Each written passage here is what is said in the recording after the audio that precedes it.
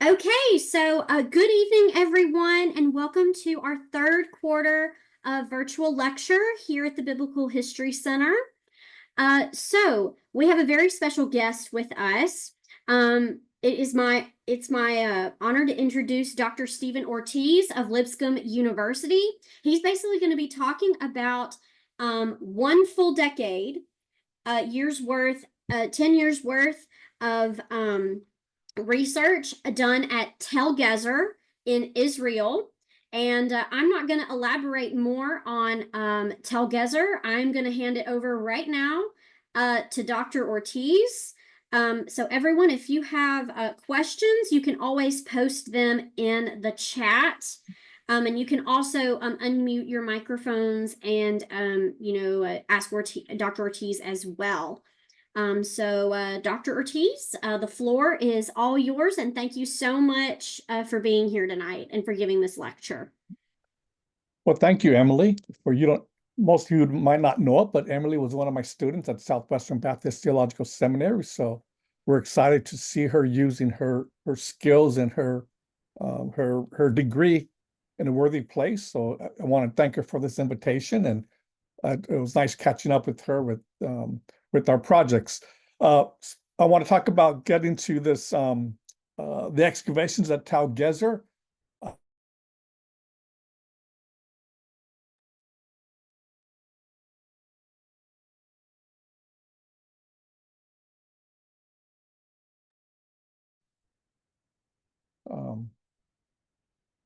Okay, wasn't advancing.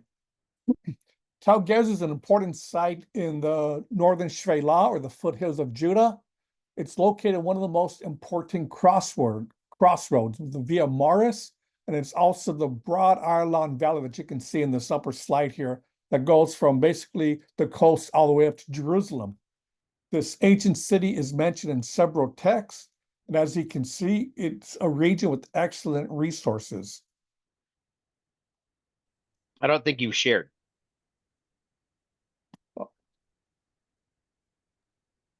They're not visible yet. Oh, I'm sorry. Let me.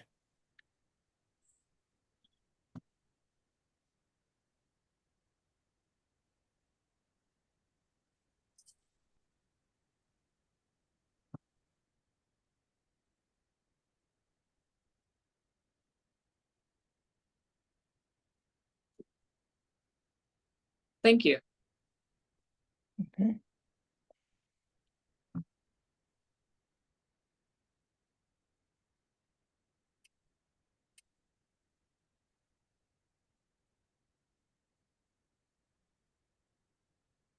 Are you seeing it now? Yes, sir. Thank you. Okay, thank you. Sorry about that. Let me back up.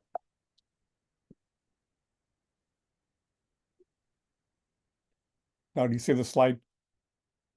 Tel Gezer, the site and its region? Yep. Perfect. Okay, here's the 4 points I made. It's an excellent location. It sits in the Arlon Valley, and you can see why many Egyptians have conquered this site, why Solomon fortified it. It sits in an important region here. When we get to the site itself, it's about a 33-acre site. It consists of two hills, the Western Hill and the Eastern Hill, and there's a saddle in between. The spring is just to the east of the site, and here's the broad Arlon Valley. It's mentioned several times in the biblical texts. When we had Joshua's conquest, the king of Gezer is one of the Canaanite kings that organized the southern battles against Joshua and the Israelites. According to the biblical text, Gezer was in the tribal allotment of Ephraim, and then it later became a Levitical city. Based on its location, it's possibly a site in the Danite territory. And if we're familiar with the Danite story, we know that the Danites were not able to conquer their assigned territory, and they moved up north.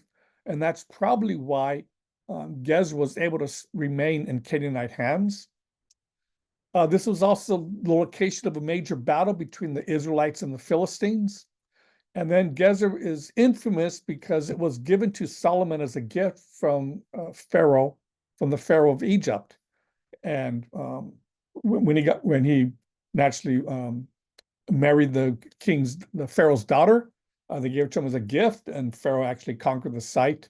And then we have Solomon fortifying Gezer, and the famous text in 1 Kings 9:15, or when it's the biblical text is summarizing Solomon's activities. It said Solomon fortified Hatzor, Megiddo, and Gezer, three of the main cities in ancient Israel.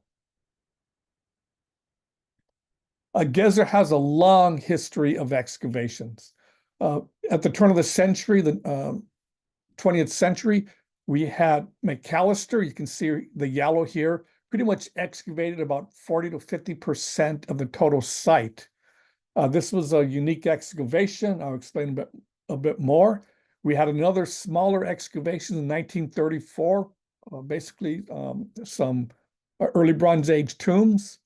And then my doctor father, Bill Deaver, University of Arizona, Hebrew Union College, we had two phases here, and you can see in the purple where we have most of these phases, and this is a well-published excavation. And then eventually we came and we finished up the excavations.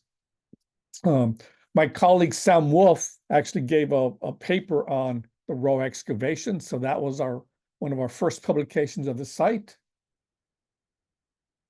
And then here's where we have our Tandy excavations. And basically what we're trying to do is we're excavating right in the middle of this saddle. But let me come back up on the story here. Gezer is somewhat difficult because of R.A. McAllister. Here you can see a trench that he dug across. Basically, the land was owned by the village under the Ottoman Empire, and R.A. McAllister had to do 10-meter strips. So he would dig a strip, excavate it, and then excavate the next strip, but then he'd dump everything back in that previous strip. So you can see that pretty much he's mixing up all the strata in the pottery as he's dumping up one area into the next area. We had a major conference, Village Visionary, R.A. McAllister and the Archaeology of Palestine. Basically, he accomplished a lot, but this is a very primitive way of doing archaeology. But this is typical in every field. It takes, over a century to develop your skills here. In the 1960s and 70s, we have the new archaeology, and here's a new scientific approach. And you can see the Hebrew Union College excavation camp directly on the site itself. And so here you can see where the tents were, the dig house, and then the various excavation fields. I'd like to show this to my volunteers. Emily, of course, excavated at the site, and we stay in an air-conditioned hotel, but back then they stayed right there in the tents. So whenever students want to complain about our accommodations, I try to remind them that we could always go back to the tents if they wanted to live this way on the site. There was a strategy to the excavation. You can see these long trenches to try to get a whole history of the site. And then when they've opened up these areas, or at least got a picture, then they open up in a broad area here. So here you can see some of the large orange areas where they opened up. And then in the 2006, I was a new faculty member at Southwestern Baptist Theological Seminary. And naturally, I was looking for a new project for a training dig for students and also for my research. And so we started the Tandy excavations, and we're settled at Southwestern. This is where Emily was a student. And then we got a new Pharaoh who did not know Joseph, and the Amen new to that. I'm sorry.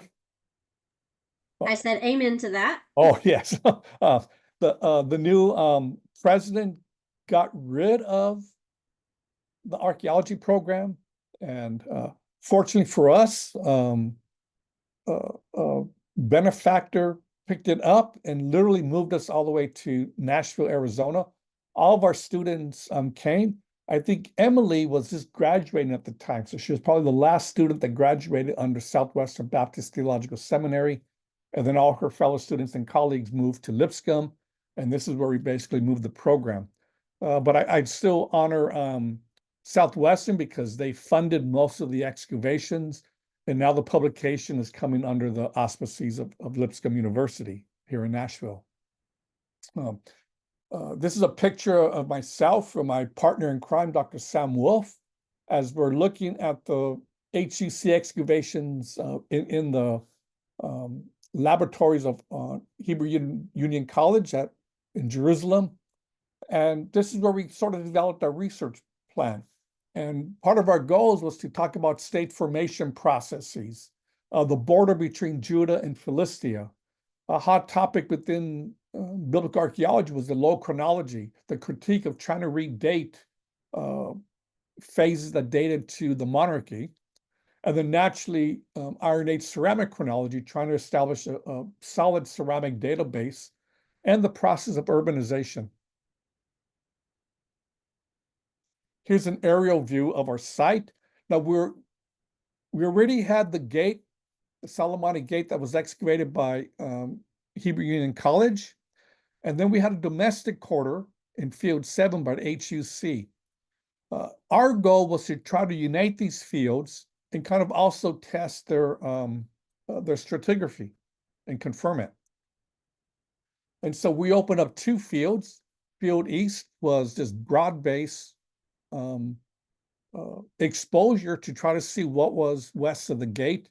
And then naturally this a broad cut through the site to get us a whole stratigraphic sequence from the top of the hill all the way to the bottom. And here you can see the 2 fields, stratum E, this broad exposure, and then our field W, field West, this basically cut all the way down, all the way from the Hellenistic level, Maccabean period, all the way down to the Middle Bronze Age. And just another view to show you this history. Each of these colors represents a different phase or different chronological sequence in the history. We've excavated up to 14 different strata or layers of cities. And then we also have a C14 project going along with this. And then here's a picture of our area of our last season.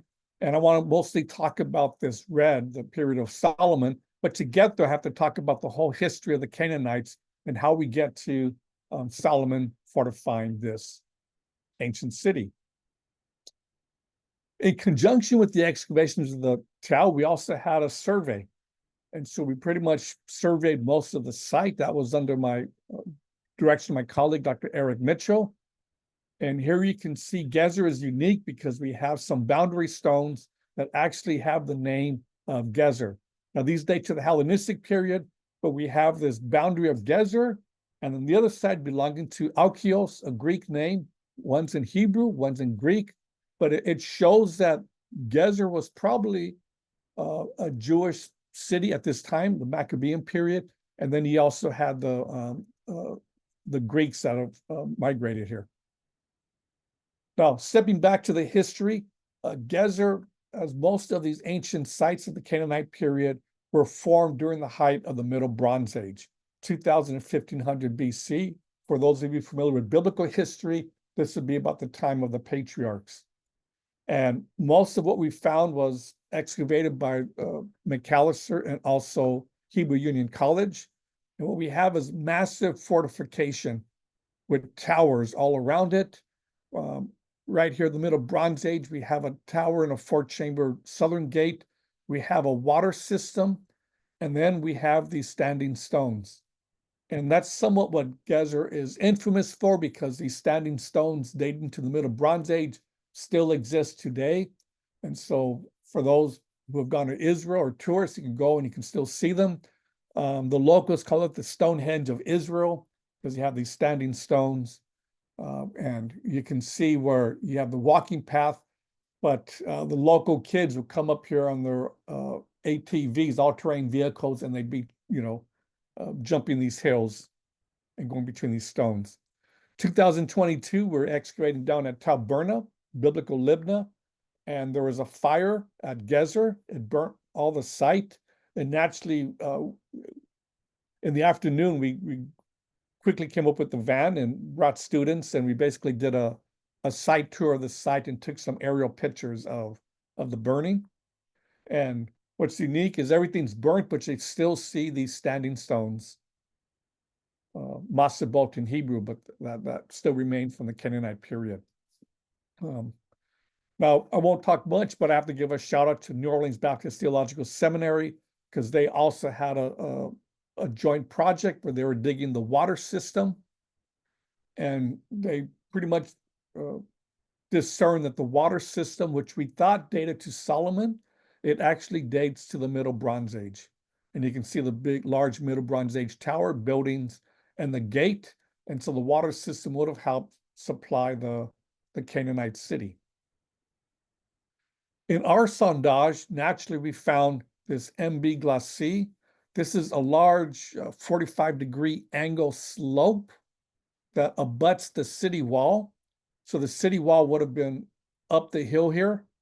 Let's go to this picture here. You can see the person in red, the student. That will be the city wall. And this is this 45-degree angled slope. Most scholars think that this is the period where chariot warfare started. And so these city-states of the Canaanites were built with this glacis, the sloping ramp, to keep the chariots further away from the wall. So when they're firing against the wall, so the chariots would have to be over here, and then you have the city wall up here. And naturally, we'd confirm that pretty much even on the southern side, we have evidence of occupation. What's unique is Gezer is mentioned in several Egyptian texts. It was a city Egypt had to conquer on the way up the coast, but we don't have much finds from the late Bronze Age. Up until we excavated the site, pretty much all that we knew about the late Bronze Age was this one woman. I'm not talking about the girl here, I'm talking about this woman that's buried. We have this large late Bronze Age burial with she had some of her children and others that were buried with her. This was a typical, Canaanite and even later Judean practice of a family burial. And you have the several of the grave goods, the jewelry. Basically, this was a matriarch or a princess or a queen. It was a nice tomb there, but that's all we have of the late Bronze Age until our excavations, where we were able to expose a large late Bronze Age patrician house. Here you can see it in plan, and this is actually the field where Emily worked in this one large patrician house here. Here you can see we have several rooms and an installation. These patrician houses are typical in the late Bronze Age, 1550 to 1300. Here you can see a plan of Tawas Safi, a site next to us. But basically, these typical house styles, there's a somewhat plan, it's the Mediterranean, Middle Eastern plan, where you have a central courtyard with several rooms around the courtyard. Here you can see the courtyard, several rooms around, various types of plans there, but the same concept. And perhaps we have some type of similar one with a central courtyard and rooms built around it. Now, keep in mind, I highlighted the purple or the bluish purple here. This is the building that dates to the late Bronze Age Canaanite period. Anything else that's not marked, this is a later Israelite city wall that was built on top of the destruction of the Canaanite period. And so we've already exposed this, but we left the wall just for the one, we didn't have time to excavate it. But here you can see where our sondage, where we cut away, and we cut away part of the later 8th century wall under Uzziah. And based on this, there was a debate of Gezer if the late Bronze Age was a fortified city. A lot of these late Bronze Age cities were not fortified. The assumption is Egypt was strong. They were an overlord, and they didn't allow the Canaanites to fortify themselves. Unlike the earlier Middle Bronze Age period, where all the cities had these large fortifications, we don't find many late Bronze Age fortifications. And we confirm that because if this was part of our building, you can see that it eroded away, and the building would have gone over the hill or the wall. And so it's impossible to have this, floating city wall that would have protected it. Hence, it shows that the occupation of the southern end could not support a wall based on the topography. And all this Middle Bronze Age wall would have been buried in the glacis during the late Bronze Age period.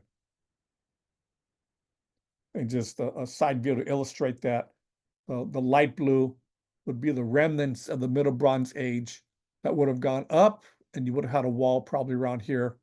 That would have been destroyed, all tossed down the valley. You can see the destruction here.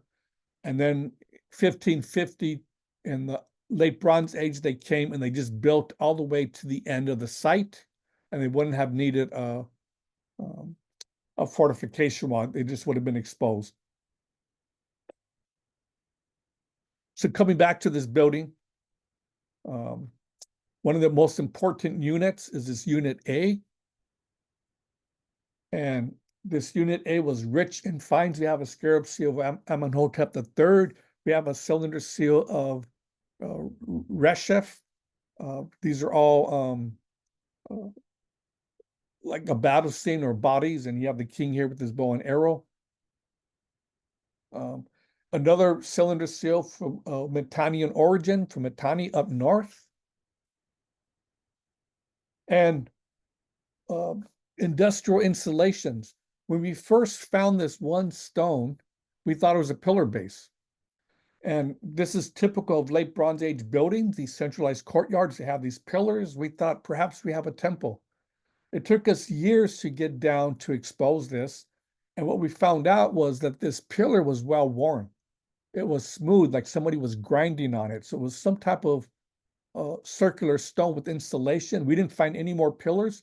It was in the center of this room. Here you can see the northern wall. The southern wall is eroded away down the slope, but you would have had a divider wall here. And this would have been this disc-shaped installation. And we found a vat. And then right next to it, we found this roller. And so this roller is whatever they were doing, they were processing, rolling along this dish-shaped stone installation. And so it was an industrial building, which is common in some of these patrician houses. As I said, more finds, store jars. Here's the Reshef cylinder seal again, but we have bifacial rectangular plaque, barrel-shaped ones with Ramses II and Thutmose III. And these are earlier kings, earlier pharaohs, but it's typical in the 19th dynasty for later rulers to honor these great kings. Ramses, of course, was one of the most important kings in Egyptian New Kingdom history. And then again, the various scarabs and medals that we found. We also have imports, Mycenae and Cypriot, throughout the site. So this was a typical late Bronze Age patrician house with imports, with scarab seals. And this building was destroyed. You can see the destruction level. And when the Iron Age came, they just found the destruction, and they didn't even bother to dig it out. They just built the walls directly on the collapsed mud brick. Here you can see the remnants of the mud brick and then the Iron Age houses. It took us several years to slowly disassemble the destruction, to remove the Iron Age level, to get down to the late Bronze Age destruction here. And here you can see stone destructions of within this building here, just toppled stones until we remove it and we get to the floor surface. When we removed all this destroyed tumble, collapsed mud brick, we got to the surface. And lo and behold, we found this body. And you can see this one face with the arms. The arms were over this person's head, like they fell back with their hands up. And as we were excavating this individual, we found a second youth next to this person. Like they're protecting it. The bones were so brittle, the fire was intense, that basically what you see here is all ashy bone. We couldn't even collect it. We had to just sweep it up. And you can see the face was just burnt off, and we just have part of the skull fragment. Here's the youth, about 12 or 13 years old. Sometimes we have some of the limb bones, the arm bones here, but you can see most of the body was destroyed. We collected these two individuals. We always kept telling a story. I'd say it's a father and his young boy. Other times I'd say it's a mom protecting the child. What we do know is that it was eventually with the analysis of the bones by our osteologist, we found out that this was a woman. But at the time we excavated, we didn't know. We had to wait for months later on in the lab. And so we had these two individuals here. We excavated this site, and we were done for the season. We took our final photos, and we were had the pictures with the drone, and all of a sudden we found another body sticking out. Here you can see the remnants of the bulk line. The head was just sticking out right here as a student just cleaned it, and we're just sweeping up for final photos. Well, naturally, we couldn't leave this person in. And so we had, you can see right here where we actually just removed the bulk to get the individual out. And what we thought was cobble surface right here. You can see the remnants of the cobble surface. This would have been cobbles right here, entrance into, from room A into this larger room D. And this person was well preserved. Part of the destruction fell on him. You can see, we now know it's a male. He's in a fetal position, and basically the roof, the walls collapsed on him and just sealed him there until we found him 3,000 years later. We're not sure the story here, but who came back to this house? Perhaps the mom and child came back to collect something. The father came. Perhaps they were hiding there from the invaders. We don't know the story yet. Here you can see the excavation of the one individual, and then the other two were found in room A. We know who destroyed this. He left his calling card. Pharaoh Merneptah describes the destruction where he conquered Ashkelon and Gezer, and he mentions Israel. His seat is not. This is a famous text and inscription that we found in all kinds, almost every single Old Testament survey book, every Old Testament history book, because it's the first time outside of the biblical witness that we have an account of Israel mentioned by an Egyptian king. And so this is written up in Biblical Archaeological Review, Pharaoh's Fury, Merneptah's destruction of Gezer. In fact, in another inscription, where Merneptah wanted to describe how great he was, he called himself the subduer of Gezer.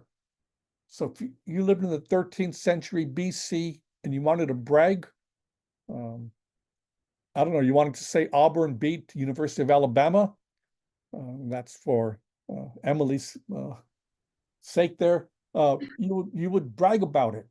And so the point is that Gezer was such an important city that when this pharaoh wanted to talk about his campaign, and we have two different theories of the campaign, Ashkelon, Gezer, Yanoam, and then Israel. This is the interpretation I believe. I think Israel was still in Transjordan coming up, but then you have others that think that Israel might have already been in the land and Merneptah came back to the land. Either case, Merneptah is talking about Gezer. and in this case, also Israel.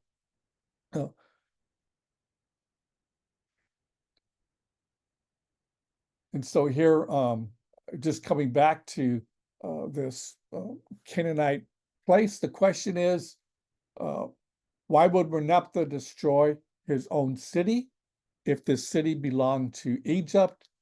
And we have various theories.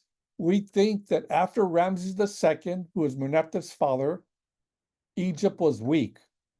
And myself, I tend to hold that Ramses II was the pharaoh of the Exodus. And so when Ramses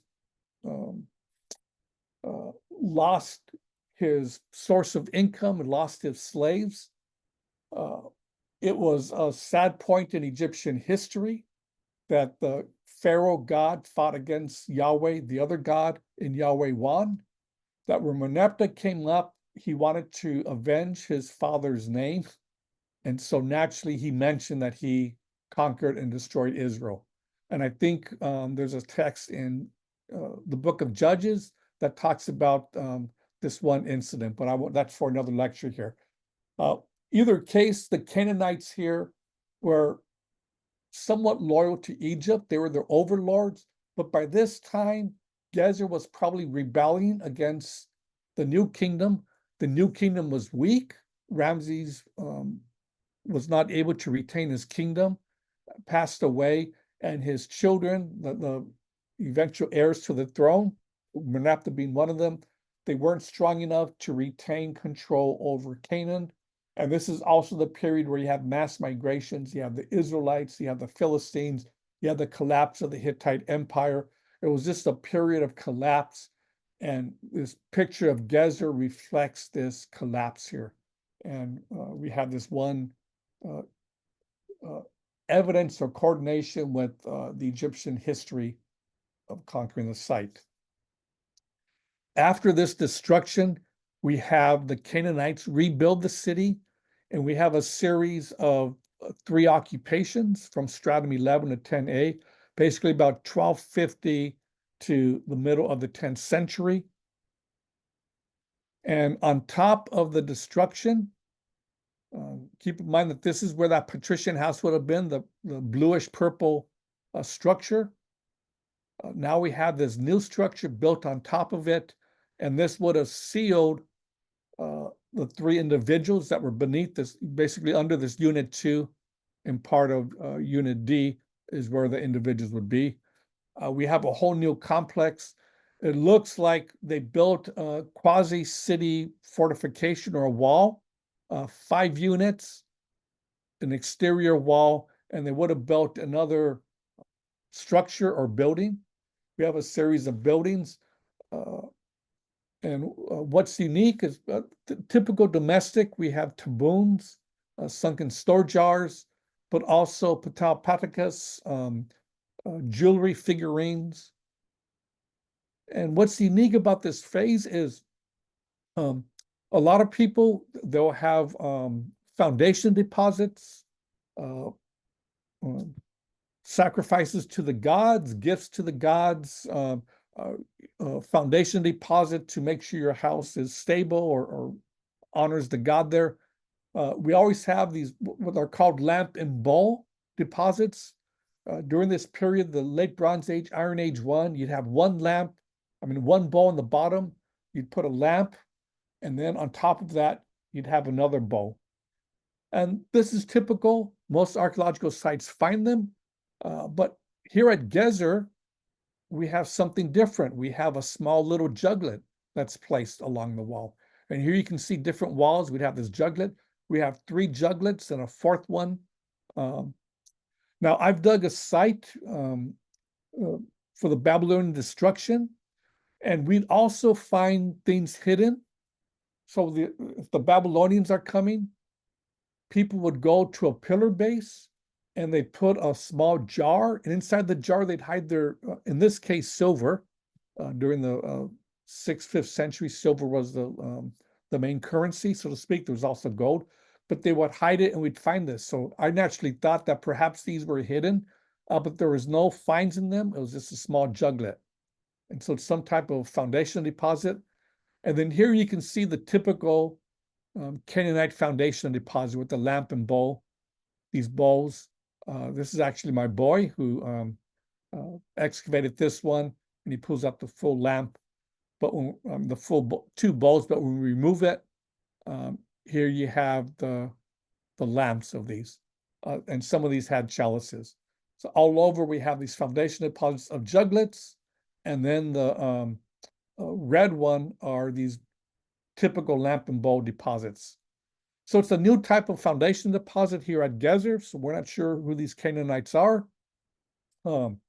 This building was rebuilt, took a different floor plan, and it looks like we built this long room here, this room A, and we think it might be some eventually cultic in nature. But you have 3 pillars, long room. You'd have a street level here. If you look back here, you have these complete units. Unit A went out of use, and it became a street, and then the next building next to it. And then in this building here, we have a raised platform in the corner. Unfortunately, this is the end of our excavations here. You can see the bulk right here. Here's this one wall line, and then you can see pillars, and then the destruction debris. This was destroyed in our stratum 10A. This is another destruction, and beneath this threshold and this plaster surface would have been the Merneptah destruction. So Gezer was an important city. Even though the city changed hands, they would still keep the same type of architecture, domestic quarters. So the Canaanites rebuilt. It became the Canaanite houses right here along the way. And unfortunately, the entrance to this house is under 5 seasons of dirt removal. This building A got remodeled to this pillared room, and they made another side room here. And this seems like a little closet or a storage. You entered from the street level, and this became an open pillared building to come through this this room here. We call it cultic just because we have a lot of unique vessels, cultic rattle, zoomorphic 6-figured foot. Naturally, we find bronze spearheads, unique vessels, and importantly, a storage room. Again, the same Mediterranean Canaanite courtyard house is retained. All these are a different type. They're not the Albi patrician houses, but there's these courtyard houses, same concept. These 2 are found at Gezer. The HUC excavations excavated them. They're up on the Acropolis. They're nicely built. We think this is where the elite live. And then down here was the middle class, the non-elite. Or it was next to the city wall, and so it served a public building type of purpose. But these are, you have this history of it. Here are the 2 elite houses that I mentioned, excavated by HUC. And throughout these phases, we find Philistine pottery, typical bichromeware. You can see it has a white base and a red and black decoration. These are typical motifs of the Philistines. And so the big question is, are there Philistines at Gezer? Yes and no. There's only 5% of the pottery here. So they either traded with the Philistines, or you had intermarriages between the Philistines, and the wife would keep her good china or her Philistine china. But we do have this interesting connection. When David becomes king, the Philistines come up and they attack him. Right when he unites the north and the south, he conquers Jerusalem. And then all of a sudden the Philistines realize the 2 polities, the tribes, are united under this one king, and they're becoming powerful. So they march up twice to try to conquer David and the Philistines. David chases them down both times. And the second time, the biblical author says, so David did as the Lord commanded him, and he struck down the Philistines all the way from Gibeon to Gezer. Now, those who know the biblical geography would know Gibeon is up in the hills. This is where Saul had his the initial kingdom.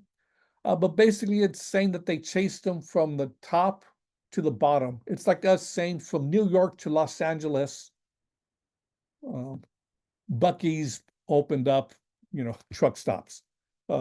Same thing, the biblical author is saying that David chased them from Israelite territory all the way down the coast.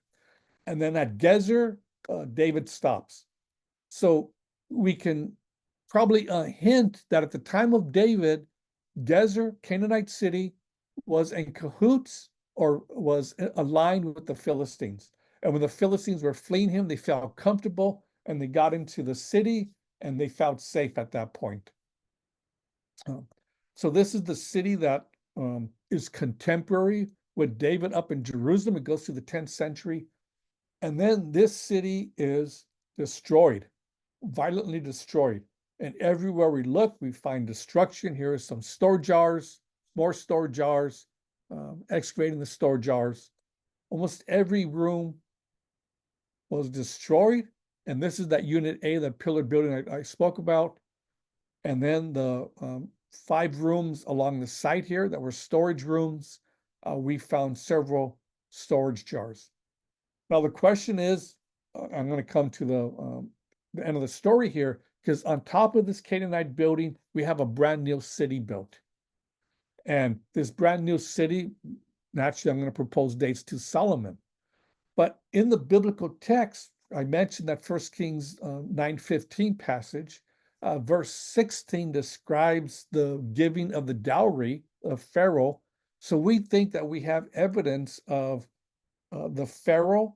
They don't provide its name, but based on dating, it's probably Pharaoh Solomon, came, destroyed Canaanite Gezer, and then gave it to Solomon as a dowry. And so everywhere where we've excavated the Stratum 10A city, we have destruction levels. And one of the unique things is down here, we have several store jars, a large multi-handled crater, but we have all these mushroom-shaped store jar stoppers. These are found throughout the archaeological record. We find fragments of them. Basically, you have a store jar, you put grain in it, you put wine in it, you put olive oil, you want to protect it from the rodents, you want to seal it. You kind of put like a stopper on top. You get wet clay, and then you cover the top of the wet clay. And as you pound it down, some of the clay goes into the neck, and then the rest of it seals it. And so these are like, I guess, corkscrews out of wine, bottle caps. They're just found all over the place. We don't think anything of them. We collect them. We have several of them. And my colleague was reading this article, and they mentioned, some of these clay stoppers actually have seals on them. And so he went back and looked at all of our store jar stoppers because we didn't look for them. And sure enough, one of our stoppers had a seal. You can see it right there. Here's a close-up of the seal. And this seal is typical of Egyptian stamp seal amulets during the 21st, 22nd dynasty, about the time of Solomon. And here you can see the various pictographs of animals and men with the animals. And they're found all over the southern Levant and all the way from Egypt. And perhaps this is the one, Solomon, the one king with the seal that came and destroyed Gezer. Directly on top of this destroyed city, we have a brand new city plan. And here you can see just an overview of the plan. I'll cut to the chase. It's centralized planning, administrative structures, fortification. This is a whole new central authority, some type of king. And I will propose that this is probably referencing Solomon. You have this Judean monarchy up in the hills that's expanding his territory thanks to his father-in-law, the Pharaoh. He's given him this new city that's destroyed. And so Solomon comes and builds this new city. Now, it wouldn't have been Solomon, it would have been the governor, it would have been under the auspices of Solomon. Solomon was busy up being a king up in Jerusalem, but this would have expanded the kingdom. And as I started this lecture off, Gezer was an important site. Gezer guarded the pass up to Jerusalem. So this new kingdom that was establishing, you have the new capital that his father established. And now Solomon was building that new capital, the new temple. He was building his new palace. And naturally, I'm proposing that he builds Gezer. Typical six-chambered gate. You enter from the south. Here's the remnants of the threshold. The sewer system would have been capped, and there would have been caps on it, so you would have been able to walk through the gate. You have the various chambers, a typical Middle Eastern gate, but in this time an Israelite gate, where you have these various chambers. This would have been functional to support a second story, but also you would have had wooden doors to prevent entrance. So you'd have to ram your way through various levels of doors, but also this would have supported a substructure where you can have soldiers fire down on. Well executed, it had a little alleyway and two exterior towers that would have also protected the city. And the people would have come in and you would have had the plaza here. And then naturally, later on, these chambers served as gates of the judges. This is where people would have brought their taxes, they would have brought their disputes, and the representatives would have sat here. We have one story that Absalom stole the hearts of the people. He was David's son.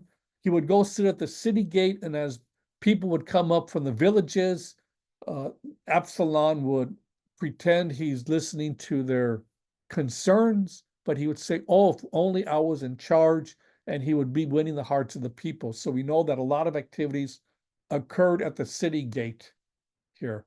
We also have a large fortification that was built, a typical casemate wall, parallel walls that could have been filled in at time of war, and it comes all the way up over, and again, built on top of the Middle Bronze Age glacis. And then the Iron Age also built a glacis up to their wall, but the Canaanite city that I just talked about would have been under this. This is before we excavated the whole Canaanite complex that I talked about here. We can see various levels. The wall was realigned. This was destroyed. It was rebuilt in the 9th century. And then later on, it was rebuilt in the 8th century. So we have this series of cities that were built under the Israelites' auspices. And here's another view of the city wall. This is the Iron Age 1 city wall, the Canaanite city wall that I talked about, where we found the Solomon seal. Beneath this would have been the storerooms. You can see the storerooms starting to appear here. And then that was destroyed by Solomon, and the new Iron Age 2 city wall would have been built on top. We removed most of the wall here, but we left some so tourists can see it when they come visit the site. And this wall goes all the way and connects with the 6-chambered gate that you see here in the distance. Here's an example of the fortifications. Here's the mantle going up against the Israelite wall. And this is where he did the probe, and we eventually found the late Bronze Age, what we thought was a pillar, but eventually became part of this Merneptah destruction. And you can see the various retaining walls, substructure to help support the wall, because this is a slope and going down the cliff here. And then there's an aerial view of Solomon's fortifications. He would have built a large gate complex here. Remember how the Gezer, we have the western hill, the eastern hill. There's a saddle going in between here. This is where the old Canaanite Middle Bronze Age high place was built. It would have been filled up by the time of Solomon, and the city would have been extended up here. We found out from the threshold of the gate up to Solomonic levels, our stratum 8, there's about a 3 to 4 meter height. And so you can see the western hill, they're protecting it, they're building up the western hill, and basically people built on top of the hill going all the way down to the gate. And we would have assumed probably the same thing happened over on the eastern hill. This would have been the low point, the weak point, but also functional. When it rained on the hills, you can collect the water into a basin down below. It also would have drained the city, but it also would have protected the low point or the weak point of the city. Next to this gate that Gezer found, we uncovered a large administrative building. We call it Solomon's Palace. This wouldn't have been a palace for Solomon. That was just a popular way of describing it. It's really an administrative building. Gezer, when he excavated part of it, he thought it was a palace. But Solomon, again, his palace would have been up in Jerusalem. That's where he would have built his palace. But this would have served Solomon. It would have been an administrative building to collect taxes. It would have been an administrative building to store soldiers. All the things that a kingdom needs to control its territory, to control its people. We know about these administrative buildings. We have them up north. Sometimes they have a couple central courtyards surrounded by auxiliary rooms. And then we have this one southeast corner that would have been a guard tower. As I said, we know how palaces look. A central courtyard. We have one up at Megiddo. And then as we studied these more, some scholars have proposed that they're Bit Hilanis. This is an Assyrian type of administrative building with long corridors and magazines throughout. Here in Israel, in the southern Levant, we have an adaptation. It's still the same concept where you have a large central courtyard. A lot of times in these palaces, these would have been the receiving courtyard. When you see movies, when they describe from the medieval period all the way back to the ancient period, the king sits in these large courtyards and has his retinue come. You have visiting emissaries come and speak to the king in these large courtyards. So it's the same type of concept, this palace structure. These are found throughout Megiddo. These are the Megiddo palaces, Tel Dan, even the Jerusalem, the Opal, Tel Dor, Bethsaida. And point I want to make is our administrative building kind of fits into these other structures throughout the kingdom. And so here you have it, the central courtyard, the city gate. This would have been, we didn't excavate this, but this would have been the open piazza, where the marketplace would have been as people came into the city, brought their goods. And we have this monumental pavement that we discovered the last season, and this pavement with curbs along the way as it rises up the western hill. We're going up in elevation here, all the way up to the western hill. But next to the city courtyard, we have this administrative building. This building was massively destroyed. Here you can see these ashlar blocks. They would have just been tipped over. You would have had the stone foundation, ashlars on top, and possibly some mud brick. It took us several years to slowly remove these large stones to get down to the floor. And I would keep telling students, this is a good sign. It means nobody was here. We don't have anybody in the 8th century, the Hellenistic period, doing treasure hunting or removing stuff. When we're done with this destruction, we're going to find the floor. Unfortunately, this whole building was empty. We have plaster floors. We have the tumble. And here you can see these large ashlar stones. Here's another view of this plastered courtyard. And it looks like the people of this administrative building removed all the goods, removed all the storage. We have just the remnants of the courtyard taboons. Nice plaster floors. Sometimes we find small implements there, but everywhere we have ashlar masonry. This is administrative central authority building. These are not peasants just building a domestic structure here. Beautiful preserved plaster floors. And every now and then you can tell the people ran out because this is what we thought was an ivory lid to a game,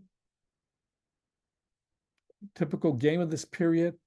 It would have been removed. We thought it was ivory, but now it's probably a bone. And here you can see the our actual ivory placed on top of a cow scapula. This is a game of 20 squares with rosettes. We'd find a bracelet, a small rattle, naturally bones, and every now and then small little figurines. The impression we get of this massive building is that these people escaped in a hurry. They cleaned out all the stuff and they fled. And then you have somebody come and they just wanted to make a statement, and they destroyed this administrative building. Fortunately, we have some cooking pots left, a small black juglet, basically enough pottery and C14 dating to show that this building dates to the end of the 10th century. Here's an aerial view of the plaza. Again, these would have been removed during the Hellenistic period.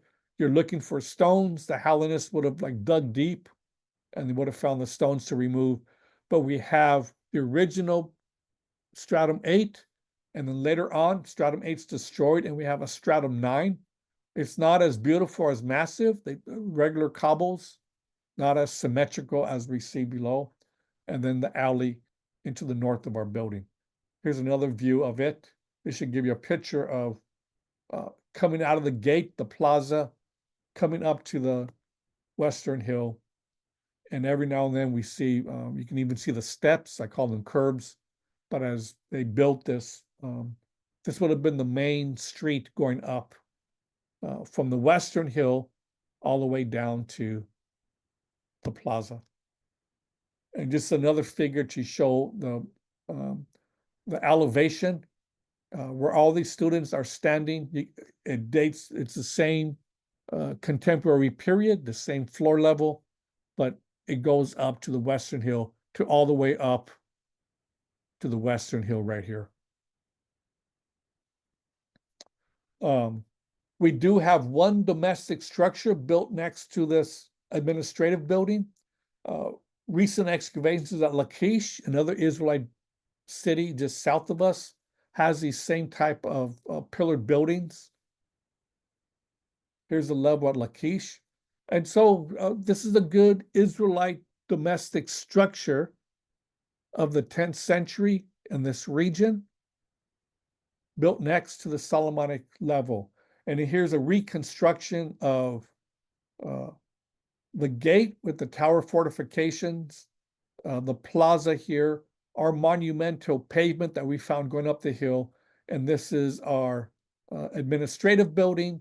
And then right next to it, we have a domestic structure where we'd probably start the domestic quarter.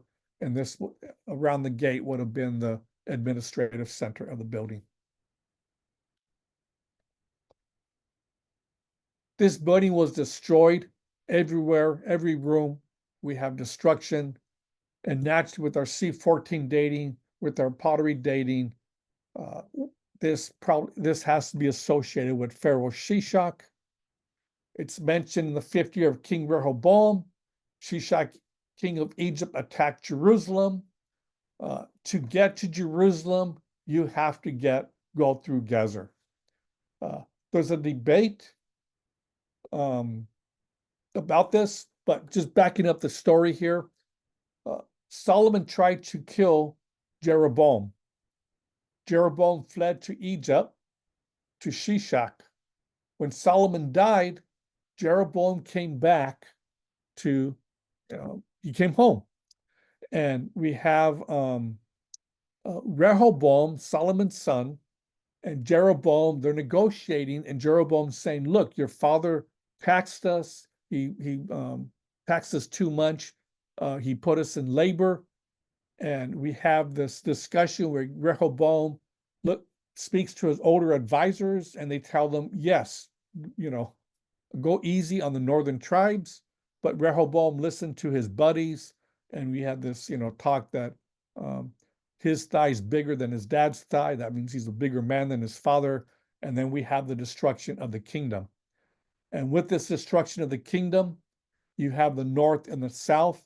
And while the United Monarchy is now divided and it's weak, we have Shishak coming up and trying to reestablish control.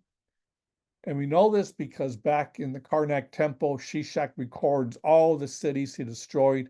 And perhaps one of these is, it's destroyed right here, but it's possibly Gezer.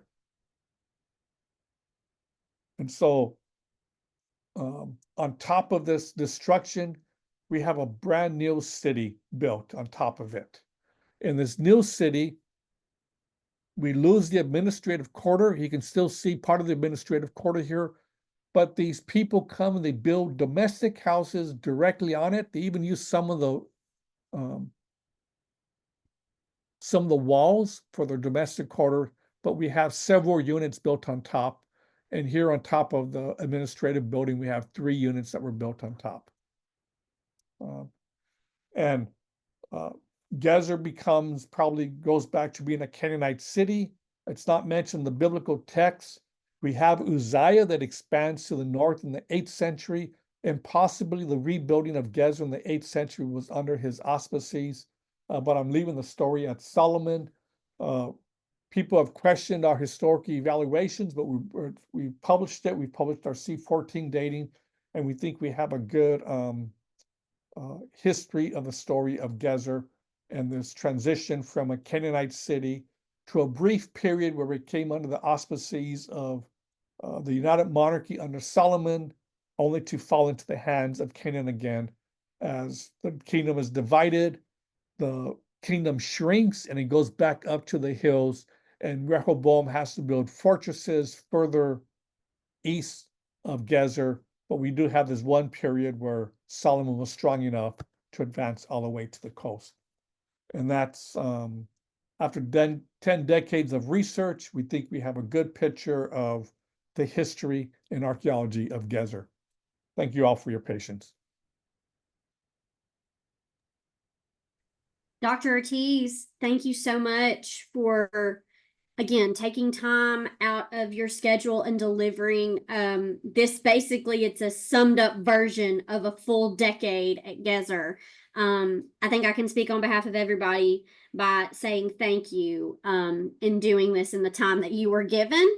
If you have a question for Dr. Ortiz, please unmute your microphone, and we are going to let's see. Brenda said, thank you very much. Thank you for your very informative presentation. Brenda, thank you for that wonderful comment for Dr. Ortiz. I'm gonna allow y'all to unmute your microphones, and if you have a question for Dr. Ortiz, please ask away. So I'll just open up the floor to anybody else who has questions.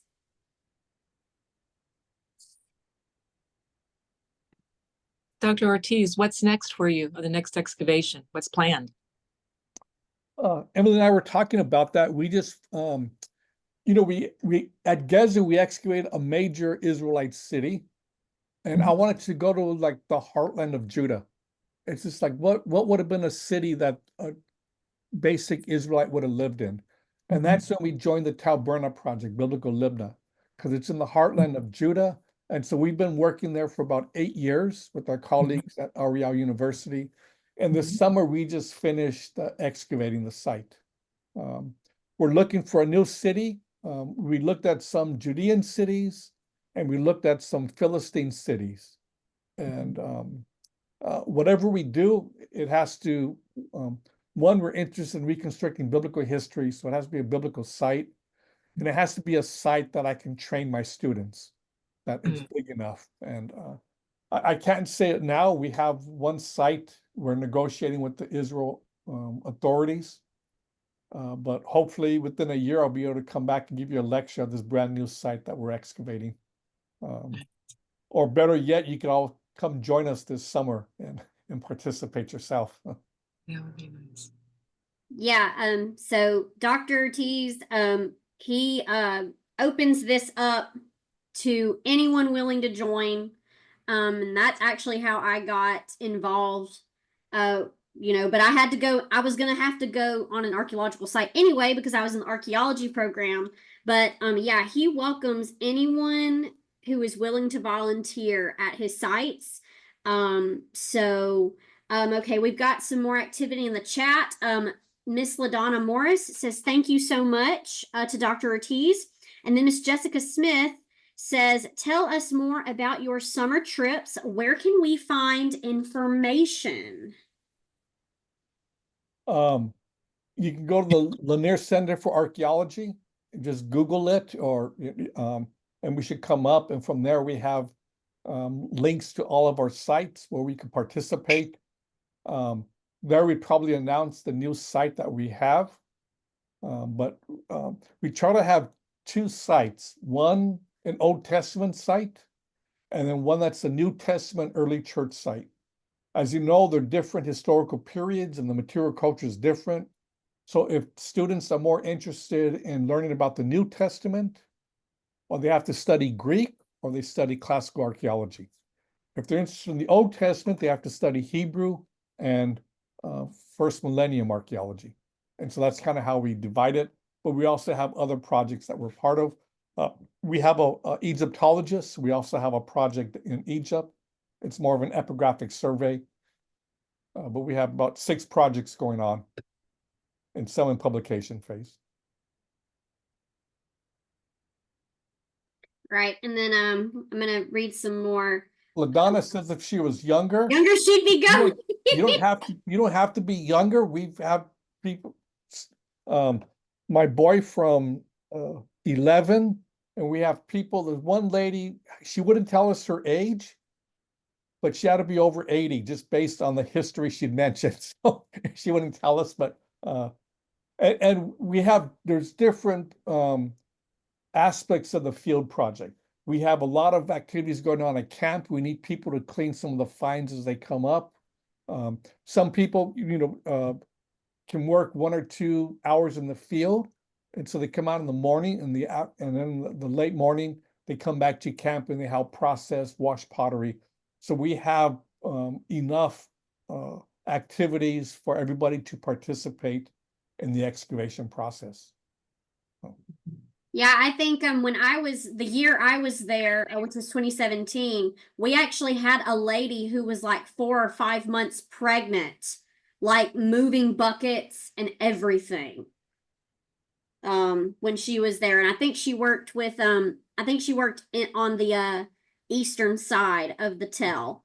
But I just remember whenever we would go back to base camp, my dig mates on the east side would just sing praises about this lady because she was like 4 or 5 months pregnant and working in the heat and putting a lot of all of us to shame, if I say so myself.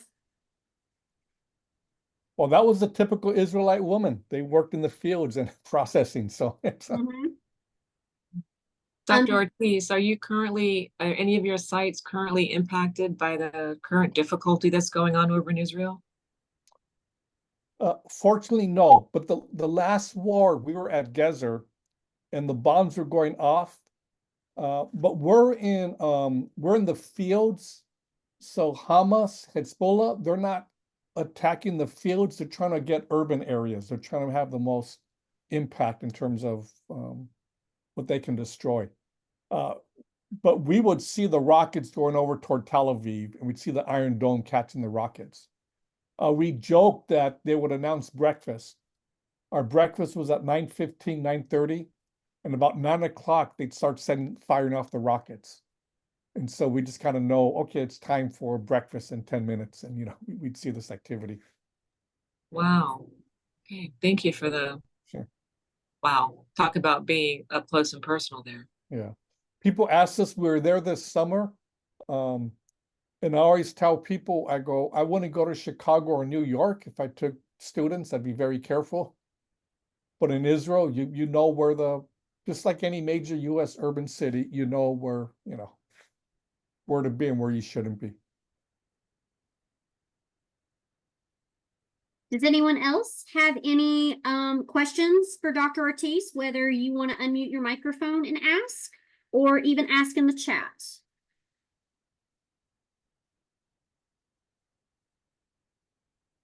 Okay. So I responded to Jessica's question in the chat. Jessica, you can visit the Lipscomb University website and click on Lanier Center for Archaeology. And Dr. Ortiz, I believe you said we could see the sites that are eligible for people to volunteer there, correct? Yes, I think so. Okay. All right. But yes, LaDonna and Brenda, don't let age hinder you. In fact, everyone else, don't let age hinder you from participating in an archaeological site, in archaeological excavation. Everyone, if no one else has any questions, again, Dr. Ortiz, thank you so much for your time. Thank you for the jab at me about the Auburn, Alabama thing. I had a feeling that was going to come up at some point in time. But Dr. Ortiz mentioned that I think I was the last one, and he was right. I was the last one to graduate from Southwestern Seminary's archaeology program. It was just me in December of 2020, and all of my colleagues, Dr. Ortiz included, Dr. Davis included, had already picked up and moved to Lipscomb. And honestly, I was so happy for them whenever I found out that Lipscomb University picked up that program. Obviously y'all are thriving as well. I mean, continuing the great work of all these sites that y'all have with your projects. God has been good to us. Yes. Yeah. Dr. Ortiz, have you had a chance to visit where Emily's working now at the Biblical History Center?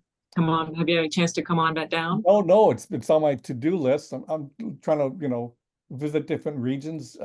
I was at Atlanta a couple of years ago presenting a paper. I wish I would have known how close it was. But we've been following Emily's work. She's had my colleagues also present papers, so we're quite familiar with our graduates to try to keep up with them. Yes, some of you will realize that Dr. Davis, who Dr. Ortiz works with, he did the Archaeology of Christmas and the Archaeology of Easter lectures in the past. And hopefully Dr. Ortiz will be able to bring you back, and you might do something on Tel Bernard or some other or whatever other project y'all are working on.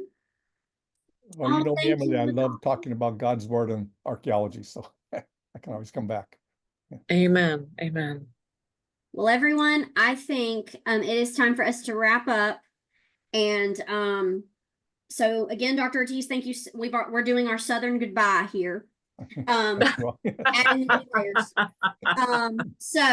Ortiz, once again, thank you so much for visiting us. Please come visit the Biblical History Center if you have a chance in LaGrange. And again, everyone, we're all going to sign off, and just have a great rest of your night. Our next virtual lecture will be in December. So be looking forward to the flyer for that. Okay. Thank you so much. All right, everyone. Thank you so much. See y'all later.